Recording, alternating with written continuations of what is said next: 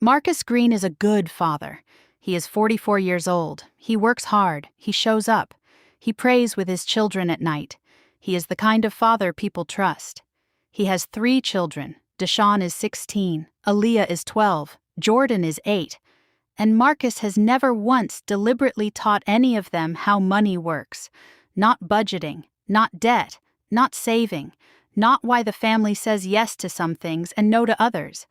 Not why one purchase gets delayed and another one gets approved. Not why a paid-off car matters more than looking successful too early. He has never had those conversations because nobody had them with him. His father did not teach him. His church did not teach him. And so, money education sits in the same category it sits in for a lot of Christian parents, something children will figure out later. That sounds normal. It is also costly, because Marcus's children are already learning about money from him every single day. Not from a textbook, not from a class, not from a course, from the house, from the mood, from the silence, from what gets explained, from what gets avoided, from his face when a bill arrives, from the tone in the kitchen, from what gets called too expensive, from what nobody ever breaks down at all. Marcus has been teaching his children about money for years. The only question is what they have been learning. And that is the trap. A lot of Christian parents think money discipleship starts when they finally sit their children down for a formal lesson. It does not. It starts much earlier. It starts when children begin watching how money feels, how money moves, and how financial decisions get made inside the home. Which means Marcus is not deciding whether to teach his children about money. He is deciding whether to keep teaching by accident or start teaching on purpose. And once you see that, silence stops looking harmless. It starts looking expensive. Because silence teaches too. It teaches that money is mysterious. It teaches that money is tense. It teaches that money is private. It teaches that adults feel things about money they never explain. And children do not grow up untouched by those lessons. They grow up shaped by them. Deshaun is 16. In 2 years, the world will hand him credit cards, debt language, status pressure, buy now, pay later traps, and adult financial choices with no mercy and no patience. Aaliyah is 12. She is already building a theory of how adult money works. Jordan is 8. His first instincts around money are forming now, not later. Children are never financially unformed. They are formed deliberately, or they are formed by default. A child who only sees money tension may grow up believing money is something to fear. A child who never hears financial decisions explained may grow up believing money is random. A child who sees spending but never sees planning may grow up reactive. A child who hears generosity praised but never hears building explained may grow up sincere, generous, and financially fragile. That is the real problem. A lot of Christian parents are teaching one true thing, giving matters, without teaching the rest of stewardship alongside it. Saving, planning, delayed gratification, debt caution, long-term building, future responsibility, and incomplete discipleship is still expensive. Because if that incomplete discipleship goes untouched, it usually does not show up first as some dramatic collapse. It shows up as confusion. It shows up as a young adult who gets a first paycheck and feels grown, but has no plan for where any of it goes. It shows up as someone who thinks saving is a good idea in theory, but somehow never starts. It shows up as someone who uses a credit card casually because nobody ever translated borrowed money into plain language. It shows up as someone who believes generosity is holy, but quietly feels guilt every time building gets mentioned.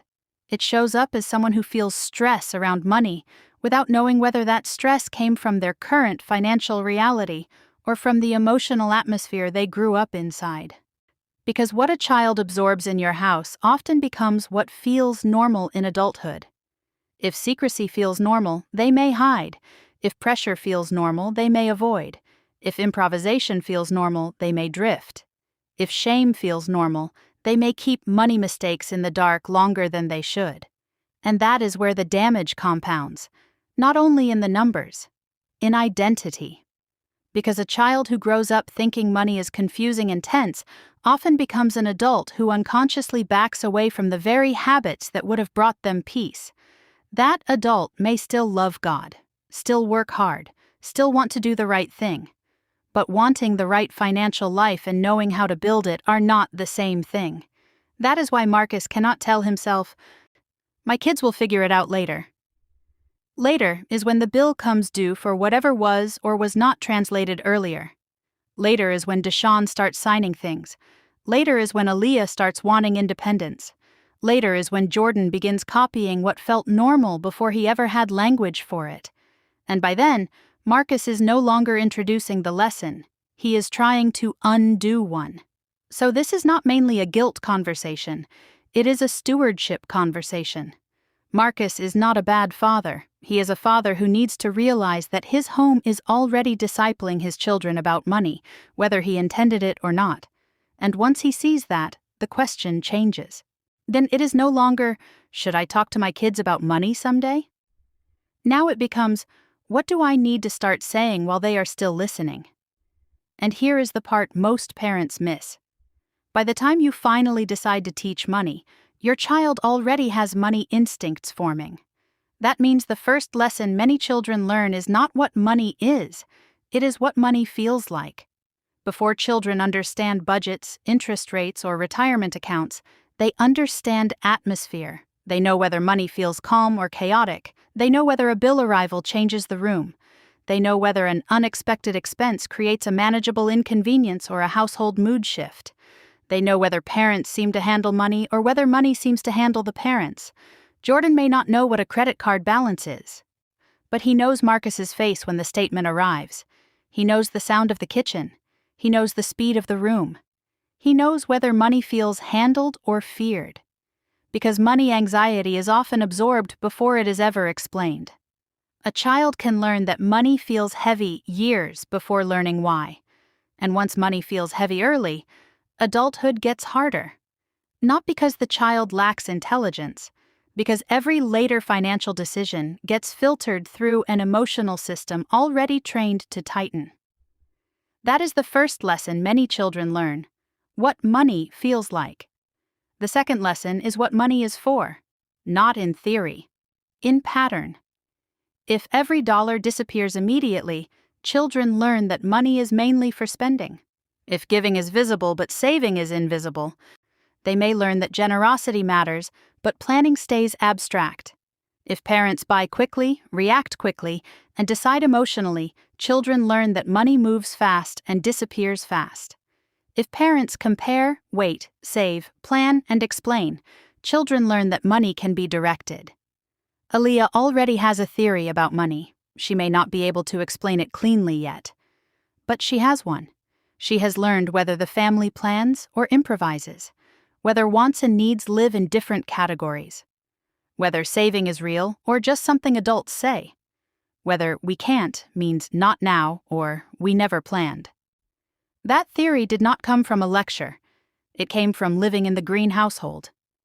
And the third thing children absorb may be the most expensive of all: how financial decisions get made. This is where narration matters. And children whose parents explain decisions gain categories early. We are buying this, not that, because the cheaper one does the same job. We are waiting because not everything important has to happen today. We are keeping this car because a paid-off car gives our family room to breathe. We are giving this month, and we are also building because stewardship is bigger than one category. That kind of language gives children framework. Without it, they only see outcomes, and outcomes without framework rarely become wisdom. They become guesses. Deshaun has likely seen hundreds of financial decisions. He has seen purchases delayed. He has seen some things denied. He has seen certain seasons feel tighter than others. But if Marcus never explained the why, then Deshaun has outcomes without categories. He knows what happened. He does not yet know how to think. And that gap gets brutally expensive the moment the world starts handing him real choices and real consequences. So now the real question becomes, what does Marcus actually say to an 8-year-old, a 12-year-old, and a 16-year-old without turning this into one giant, awkward family lecture? The answer is simple. He does not give one giant lecture. He gives each child the right truth at the right stage. For Jordan, money teaching has to be physical, visible, and simple. Jordan does not need a speech about compound growth. He needs categories he can touch. That is why the 4-jar system works so well: give, save, spend, build. Whenever Jordan receives money, birthday money, chore money, gift money, Marcus sits with him and divides it into those categories. Not mechanically, intentionally. Some money we give because we do not want everything to be about us. Some money we save because not everything important happens today. Some money we spend because enjoying money in the right place is not wrong. Some money we build with because the future matters too. That simple structure teaches something huge. Money has jobs.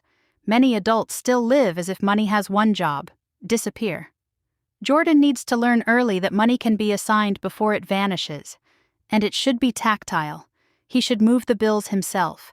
He should watch one jar grow. He should feel how quickly the spend jar empties when he rushes. He should begin connecting patience with outcome. That is financial discipleship at 8. Not abstraction, practice. At 12, the goal changes. Aaliyah is old enough for structure, not the full adult burden. Not every family number, but the household framework. She needs to understand how money moves through a home. Money comes in, giving matters, needs come first, saving matters, plans get made. Not every want becomes an automatic yes. That framework alone can reduce fear. Because a lot of children grow up intimidated by money simply because nobody ever explained process. All they saw were outcomes. Aaliyah also needs a real savings goal, not vague advice. A real goal with a real cost and a real timeline. If she wants something that costs $100, Marcus should help her map it. How much do you have now? How much do you still need?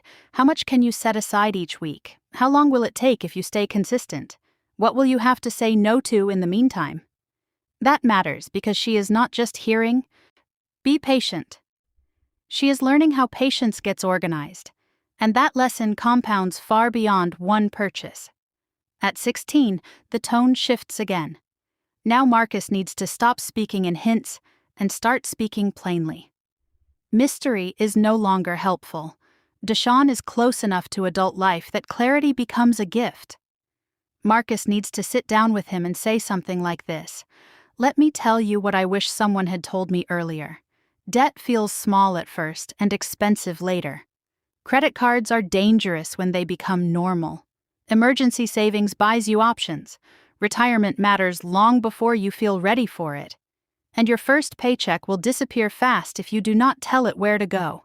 That conversation is gold, and Marcus should not waste it on vague advice. This is the age where general encouragement starts losing power and plain language starts gaining it. Deshaun needs specifics. He needs Marcus to tell him that debt is not dangerous because it sounds scary in church. Debt is dangerous because it steals future freedom before you even realize how much you are giving away. He needs Marcus to tell him that a monthly payment can feel small and still quietly own years of your life. He needs Marcus to explain that the world will try to make him feel late if he is not spending fast, upgrading fast, and looking successful early. Almost all of that pressure is a trap. Marcus needs to tell him that looking rich at 19 is one of the fastest ways to stay broke at 29. He needs to explain why emergency savings matters before status spending, why cash flow matters before appearance, why peace matters more than impressing people who will not be in the room when the bill is due. He also needs to tell him what to do with his first real paycheck, not just be responsible, actual categories. Set something aside immediately. Do not let every dollar hit your hands without an assignment. Do not normalize giving all your future income away to lenders. Do not train yourself young to spend first and think later. And do not assume retirement is a subject for older people because compound growth rewards the person who starts before life feels stable. That conversation is powerful because it gives Deshaun something rare, a financial worldview before the marketplace gets him alone. And that is what Christian fathers often miss. They think they are protecting their children by waiting until the child is older. But by the time the child looks old enough for the conversation, the competition has already arrived. Peers are teaching, advertising is teaching, social media is teaching, lifestyle culture is teaching, and all of them are loud. Marcus does not need to out-talk the whole world. He just needs to make sure Deshaun hears one clear voice at home before all the other voices start charging tuition. Marcus does not need to become a finance professor. He needs to become a father who speaks clearly. Clarity at the right time is more powerful than sophistication too late, but one good conversation is still not enough. One talk can create conviction. A pattern is what creates formation. That is why Marcus needs a repeatable framework inside the home. Part 1. The monthly money moment. Once a month, each child gets one brief, age-appropriate money conversation. Not a lecture, a rhythm. Jordan reviews the jars and what each category is for. Aaliyah reviews her goal, what is growing, and what choices are helping or hurting that progress. Deshaun gets one adult principle, one financial story, or one real-world category explained plainly. These conversations do not need to be long, 5 minutes, 10 minutes, 15 at most. The power is in the repetition. Children remember what a household returns to. Part 2. Narrated decisions. Marcus is already making money decisions all the time. The missing piece is explanation. And this is where ordinary households become powerful training grounds. Because narration does not require a seminar, it requires awareness. It sounds like Marcus saying, "We are buying the store brand because paying more for the same thing is not wisdom. We are waiting 2 weeks on that purchase because urgency makes people spend badly. We said no to that trip this month because finishing the emergency fund matters more than one more good weekend. We are keeping this car because paid off gives us margin, and margin gives a family peace." Those little explanations matter, because without them, children experience decisions as random denials. With them, children begin seeing that money decisions are connected to values, priorities, and trade-offs. It means Jordan starts hearing that self-control has a reason. It means Aaliyah starts seeing that trade-offs are part of adult wisdom, not proof life is unfair. It means Deshaun starts understanding that financial maturity is not about guessing correctly in the moment. It is about having categories before the moment arrives. And over time, narrated decisions lower the emotional drama around money. Because the child stops hearing only no. Now they hear why, and why is where calm starts. Part 3. The money mistake debrief. This matters enormously. When a child makes a bad money choice, Marcus should not turn the moment into shame. He should turn it into understanding. What did you want? What did you choose? How did it feel after? What did it cost you? What would you do differently next time? That teaches something precious. Money mistakes are not identity statements. They are learning moments. A child raised that way is far less likely to become an adult who hides financial mistakes. They are more likely to name them, learn from them, and adjust. That is how a family changes not only financial outcomes, but emotional patterns too. If your child is under 10, begin with categories. Set up the jars. Use envelopes if you need to. Use cups if you need to. The tool does not matter. The visibility does. Give, save, spend, build. Do not over-explain. Just begin. If your child is 10 to 15, have one real conversation this week about how money moves through a household. Keep it simple. Money comes in. Giving matters, needs come first, saving matters. Not every want becomes a yes. Then help your child choose one real savings goal with a visible timeline. If your child is over 15, have the adult conversation this month, not someday. This month. Tell them what debt costs. Tell them what you wish you understood earlier. Tell them what to do with a first paycheck. Tell them what not to normalize. Do not wait for them to ask perfect questions. They often do not know what to ask. Lead the conversation. Marcus Green does not need to become a different father after this video. He needs to become a more intentional one. Jordan needs categories. Aaliyah needs process. Deshaun needs plain truth before the world hands him expensive lies. And that is the opportunity in front of every parent watching this. Your home is already training your children for the financial life they will one day live. From the atmosphere, from the patterns, from the explanations, from the lack of explanations. The only question is whether the lesson stays accidental. So start this week. One conversation, one jar system, one explained decision, one monthly rhythm. That is how a family changes the money story the next generation inherits. And here is the truth this whole video has been building toward. Your children will not begin learning about money when you finally decide to teach it. They began learning when they began watching you. If you do not disciple your children about money on purpose, your household will still disciple them by default. That is why this matters. Not because parents need more guilt, because children need more clarity. And tell me in the comments, what is the one money lesson you wish someone had taught earlier in your family? And what are you going to teach differently now? Because they're watching. Teach them on purpose.